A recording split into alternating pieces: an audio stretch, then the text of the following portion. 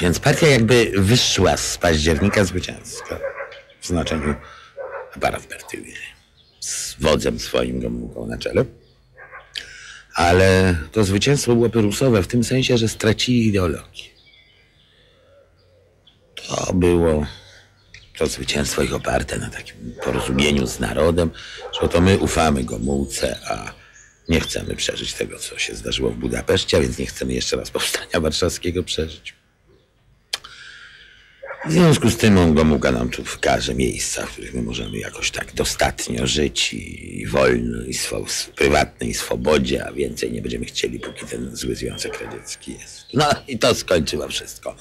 To oczywiście dlatego nie była to klęska dla społeczeństwa, od razu była to klęska dla lewicy, która przecież chciała innego socjalizmu, a nie rezygnacji z socjalizmu na rzecz małej stabilizacji. Ale zarazem była to, jak się okazało, także klęska dla wszystkich, bo ten aparat czuł, że brak mu tej ideologii, która przedtem spajała. Aparat kadry zwolenników sięgała do narodu. I myślę sobie, że przede wszystkim szukano ideologii, która by ten totalitaryzm mogła w tych nowych warunkach spajać. I właśnie taki nacjonalizm, militaryzm, to było pewnie to, co najlepiej się tu nadawało. I to była ideologia partyzantów. Kombatancka, odwołująca się do rzekomo jedności narodów w walce z okupantem, tego udziału AL-u i AK, które to razem walczyły z okupantem i teraz razem mają budować kraj w takim wojskowym porządku.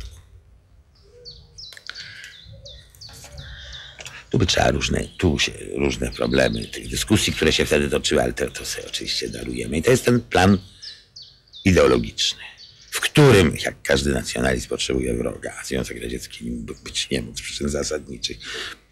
No, a wróg musi być zewnętrzny. I zarazem dobrze, żeby był wewnętrzny, żyć się do tego świetnie nadało.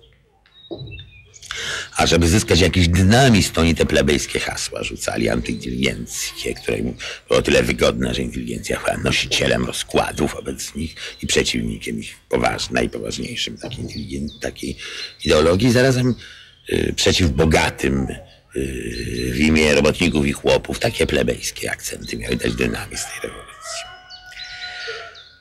W drugim planie to się idealnie zgadzało z walką o władzę części aparatu. Mianowicie w momencie, kiedy skończył się stalinizm, kiedy skończyło się ucinanie głów aparatu, to skończyły się wszelkie możliwości awansu. Władzę zajmowali ci, którzy przyszli z radzieckimi taborami, jak to mówili, partyzanci właśnie, no a ci spod gruszki od Moczara, ale to mało ważne, wszystkim aparat zadępowski. Ta rzesza aparatu zadępowskiego, który miał poczucie, że poniósł największe ofiary, który miał w sobie tą wściekłość i to, że mu się należy. I to jest właśnie, im to niesłychanie, to bardzo dobrze nadawała się ta ideologia dla nich, bo właśnie pod tymi hasłami mogli wyrzucić starych, raz, że antypolscy i antynarodowi, dwa, że w dodatku Żydzi, bo o tym, kto jest Żydem, decyduje ja. Powiedział ktoś z hitlerowskich dygnitarzy, to idealnie oddaje tą istotę tej ideologii. Oni sami mogli sobie tych Żydów mianować i sprawa była załatwiona. I to była ofensywa partyzantów, której wówczas takim jakby czołowym ideologiem był Załuski. Ja nie wchodzę w to, czy on chciał być ich ideologiem, czy po prostu chciał...